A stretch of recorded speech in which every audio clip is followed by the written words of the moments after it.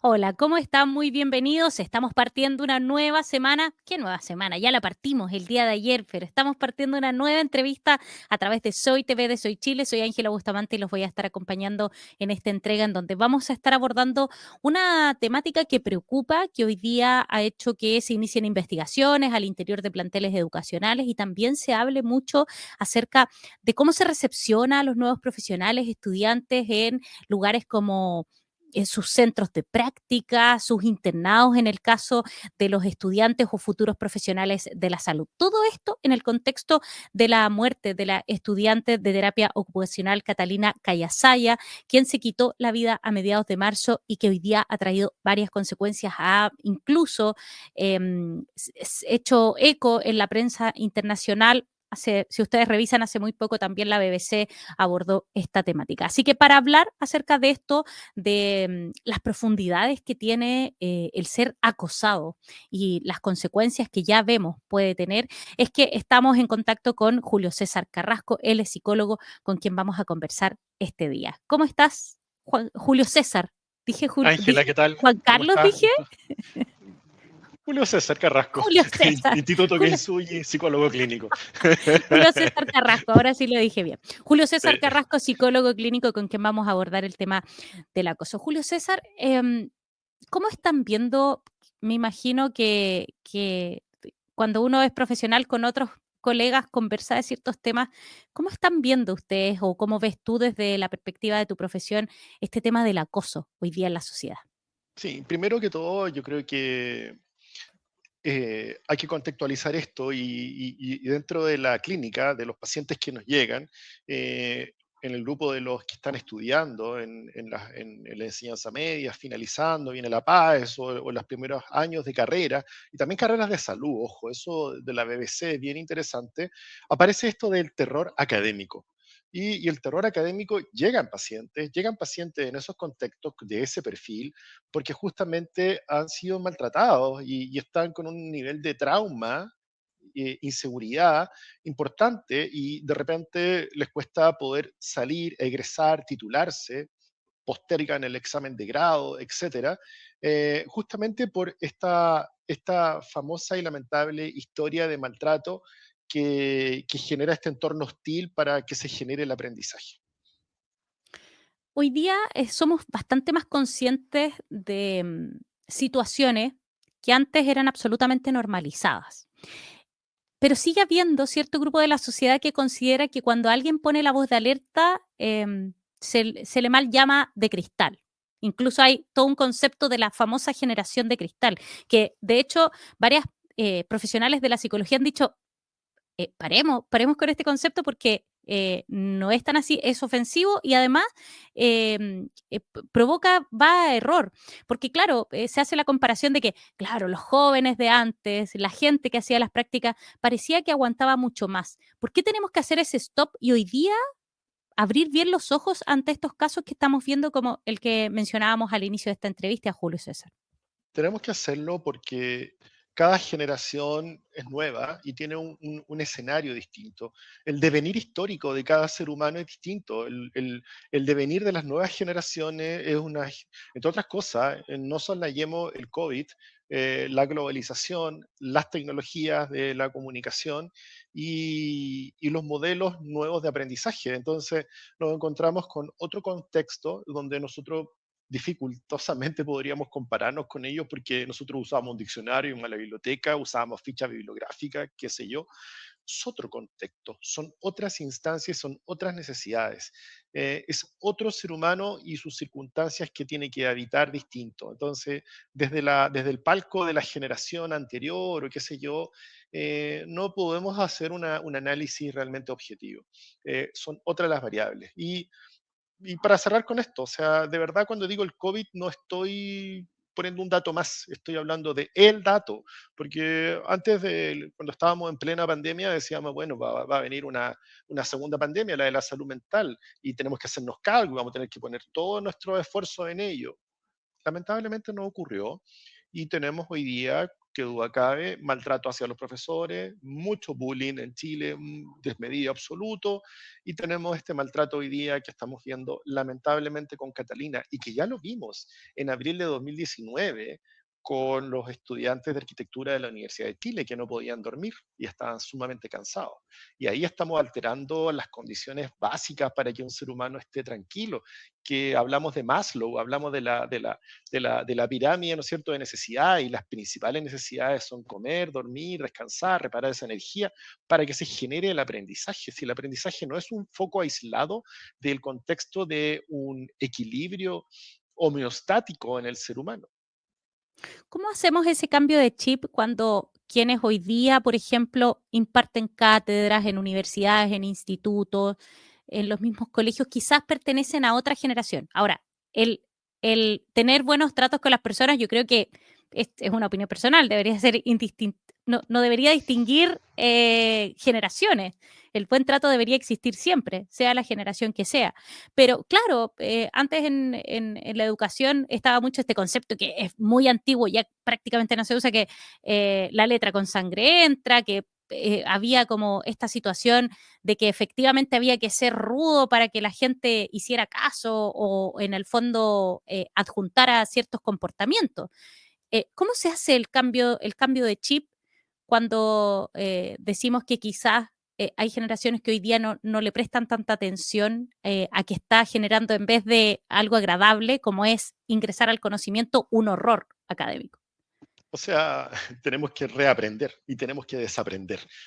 Justamente esto parece metalenguaje, pero justamente eso es lo que tenemos que hacer. Tenemos que desaprender lo que hemos aprendido y reaprender. La letra con sangre entra, incluso hay citas de grandes educadores del siglo XIX en Latinoamérica, como Sarmiento, que decían que la letra con sangre entra, y hay todo un modelo que era así, que es muy punitivo y autoritario. Habla de una enseñanza jerarquizada.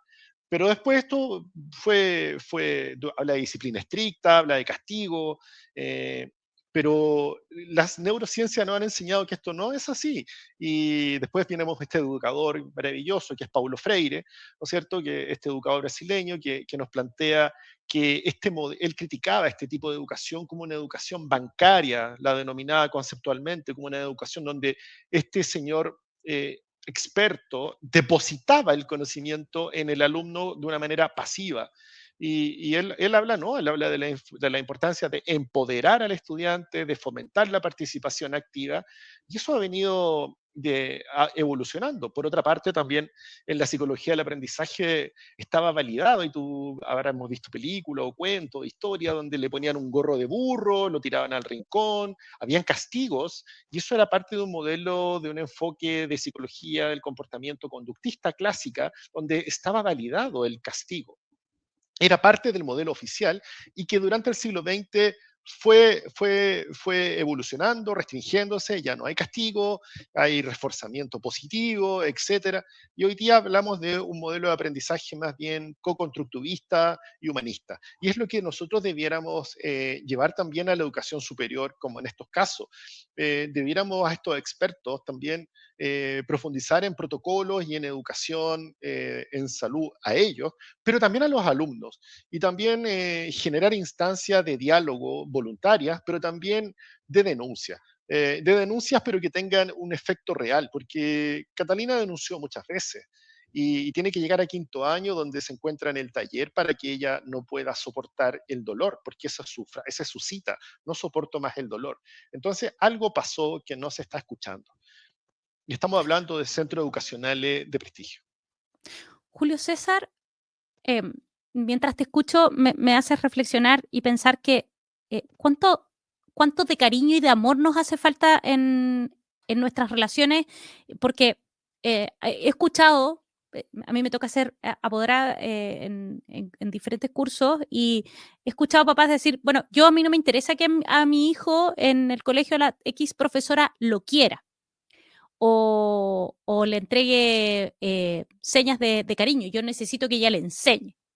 Mm. Pero el otro día se me abrió mucho la mente escuchando a un director de escuela que decía, yo busco justamente eso, una profesora que les entregue amor a los niños. Entonces, tomándome un poco del caso de Catalina, es cuánto amor nos falta también en las relaciones. Y no me refiero al amor a lo mejor físico ni filial, sino que el amor por las cosas, el amor por lo que hacemos, el amor por el otro, el amor por el prójimo, el cariño también. ¿Cuánto nos falta o por qué estamos dejando de lado ese factor del amor y del cariño en todo este tipo de relaciones? Tienes toda la razón del mundo y Platón, el gran Platón, ¿no es cierto?, que nunca va a pasar de moda con su partner Aristóteles, ¿no es cierto? No sé cómo lo han hecho para perdurar en el tiempo. Platón, Seguir tan vigente. sí, son maravillosos, yo los admiro, son los mejores influencers de la vida. En su obra La República, Platón dice que la educación es fundamentalmente un acto de amor y de cuidado hacia el alma. Describe la educación como un proceso de guiar el alma desde la oscuridad de la ignorancia hacia la luz del conocimiento mediante el amor y la verdad. ¿Te das cuenta? Entonces, estoy totalmente en línea contigo y totalmente en línea con el gran maestro Platón, ¿no es cierto?, que decía que no es solo transmitir conocimiento, le vamos a decir a ese apoderado que dice eso, no es solo transmitir conocimiento, sino que también es formar el carácter y fomentar la virtud de los valores. Entonces, es otra cosa. Yo en otros programas he dicho esta serie maravillosa española de, ¿cómo se llama?, de este profesor que les enseña filosofía a los alumnos, y yo creo Se que me ahí fue el vemos un nombre. poco eso. Sí, ya me voy a acordar ya. Entonces, claro, hay harto estudio del impacto del estrés académico en el bienestar estudiantil. Entonces, los estudios básicamente señalan desde las neurociencias que, y para decirlo muy en sencillo, hay que sacar de la zona de confort al alumno. Hay que hacerlo. Hay que sacarlo de la zona de confort. Pero hay que sacarlo de la zona de confort a la zona de aprendizaje, que es donde tú le das un poquitito más de estrés. Un estrés donde tú le desafías. Ese es el concepto. Yo desafío al alumno a que pueda, pero también lo apaño. Pero si le pongo demasiada zona de, lo saco de la zona de aprendizaje, que es la siguiente, la zona de salida de la zona de confort, y lo llevo a un extremo de estrés, entra en la zona de pánico. Entonces, y ahí se bloquean todas las capacidades y las competencias que tenemos como seres humanos para aprender. Entonces, en la zona de aprendizaje la curva aumenta, pero exponencialmente al aprendizaje, pero si yo aumento más eso y lo doy más volumen al estrés, la curva baja incluso por debajo de la zona de confort, porque lo estoy bloqueando. Y eso en todos los sentidos neurobiológicos es dañino para la persona. Puede incluso generar una experiencia traumática. Entonces, ir al colegio, ir a la universidad, ir a la cátedra, ir a dar la prueba, entrar por ese lugar, hacer ese camino, ya es una experiencia de retraumatización. Entonces ahí se va a bloquear la persona. Se va a bloquear y no va a poder entender. Entonces, ojo ahí con esto. Está la ley de Yerkes-Dobson, la que estoy hablando, la de la zona de confort, para quien quiera googlearlo. Entonces, el estrés excesivo y crónico puede sobrepasar la capacidad de afrontamiento y de aprendizaje que tiene un estudiante. Y también se ha estudiado, y hay montones de investigaciones, donde hay una incidencia de la emoción, de la cultura de la emoción en el aprendizaje. Hay un estudio que hizo eh, en Colombia, que hicieron en la universidad, 72 artículos científicos fueron revisados y se observó que las experiencias emocionales positivas mejoran la motivación y la retención de información. Otro estudio de la Universidad Autónoma de Madrid, reciente, del 2020, dice que las emociones no solo afectan la capacidad de recordar información, sino también la motivación para aprender. Las emociones positivas, como la curiosidad y el interés, pueden estimular la exploración y el aprendizaje activo. Y las conexiones neuronales se positivan. ¿Te das cuenta, Ángela? Estamos conversando con el psicólogo clínico Julio César Carrasco de todas estas implicancias que ha tenido este caso de la estudiante de terapia ocupacional Catalina Callasaya, quien se quitó la vida luego de haber denunciado temas de abusos sufridos también por parte de sus profesoras mientras cursaba el quinto año de carrera. Julio César, hemos visto y hemos hablado solo de la perspectiva o en la dirección del profesor hacia los estudiantes, ya sea de colegios, de universidades, pero cuánta responsabilidad cabe, porque finalmente todos vivimos en comunidad. Yo, como mamá, mando a mis hijos a un recinto educacional y esperaría esperaría que ellos también actuaran con amor y respeto hacia quien está enfrente. Eso hoy día tampoco ocurre. Entonces me imagino que también un profesor se ve expuesto a estrés. Hemos visto casos también de profesores agredidos.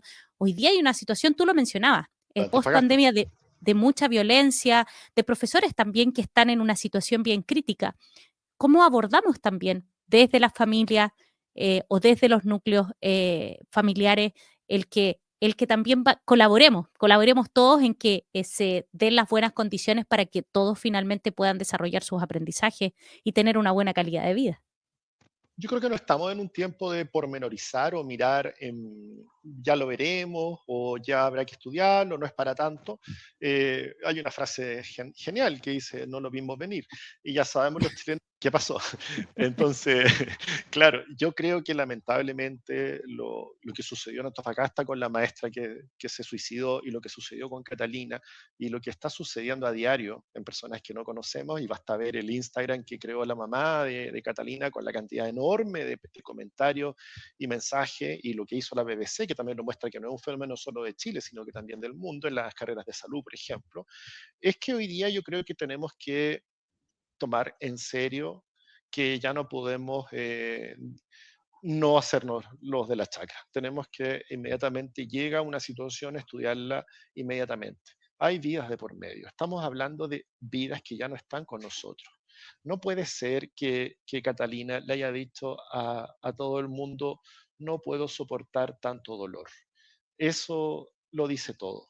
Y eso es lo que no puede pasar tampoco con la maestra de Antofagasta, ni con tanto niño que hoy día, niña, niño y adolescente que está sufriendo bullying y bullying digital en Chile, que las cifras son altísimas. Te lo digo porque a diario lo trabajo, o sea, de verdad es un tema que llega a la clínica diariamente. Y también en el mundo laboral, el mobbing, que es, ¿no es cierto?, que sería la versión adulta de esta antipatía, de este acoso. Tenemos la ley Karen, que no se creó porque sí, no se creó porque por otra cosa que también por Karen.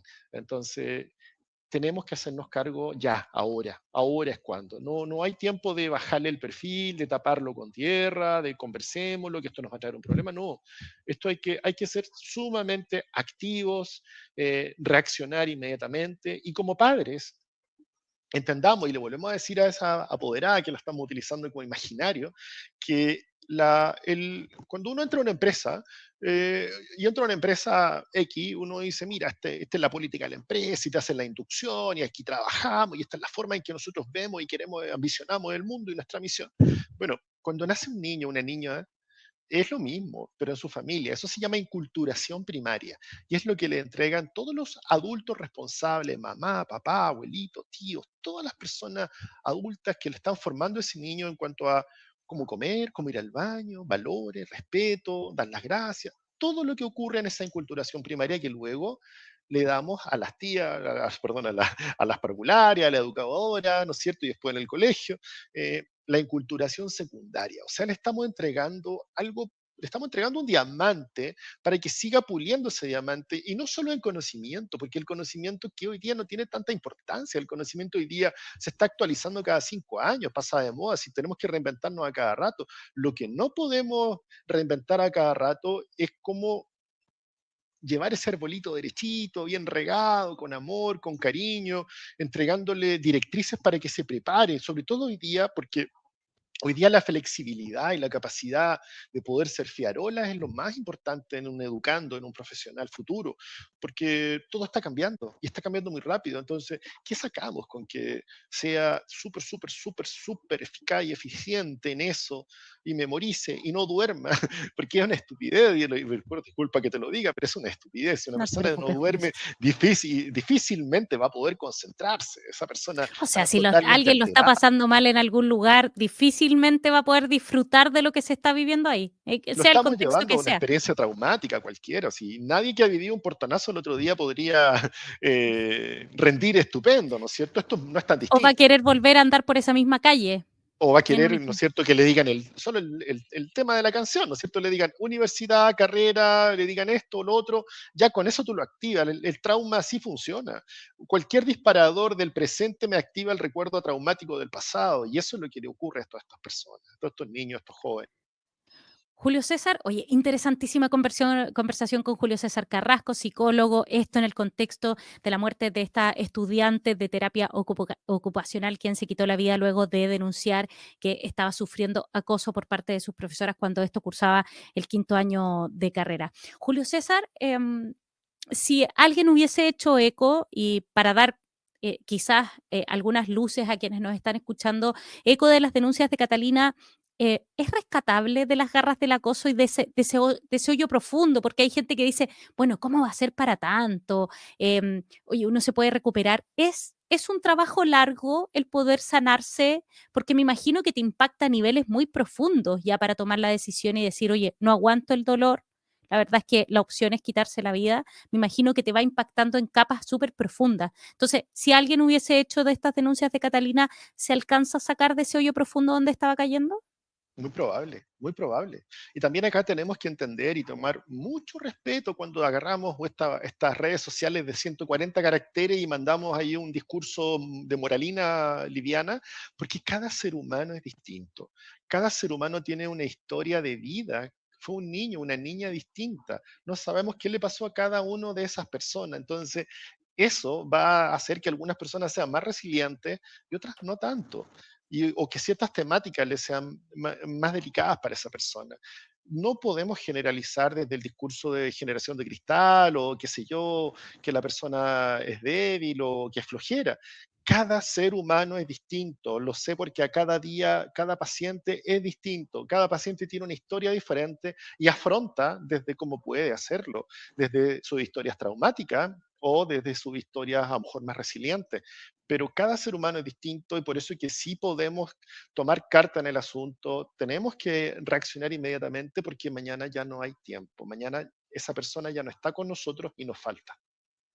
Julio César Carrasco, psicólogo clínico, conversando con Soy TV de Soy Chile. Julio César, de verdad que me quedaría conversando contigo otra media hora más, porque la verdad es que este tema se necesita. Dime, Necesito un minuto, necesito un adelante. minuto porque el efecto Werther es muy importante en esto. El efecto Werther es un fenómeno social relacionado con el suicidio y se refiere al aumento de los suicidios y comportamientos suicidas después de la publicación o difusión de un caso de suicidio muy publicitado.